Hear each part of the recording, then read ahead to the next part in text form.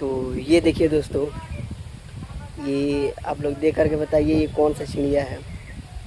ये बेचारा एक बांस की लकड़ी में जाके फंस गया था और बहुत उसमें परेशान था, तो हम इसको निकाले। देखिए हम कह रहे थे, हमारा बातों को कितना प्यार से सुन रहा है, देखिए आप लोग देख लीजिए। तो इसको आप लोग पहचान के बताइए कि कौन सा चिड़िया है, क्योंकि इसको बचाना बहुत ज़रूरी था, उसमें जाके फंस गया था। तो ठीक है, तो मैंने उसमें से इसको निकाला है। अब इसको हम इस जंगल में छोड़ देंगे। देखिए आपको दिखा रहे हैं।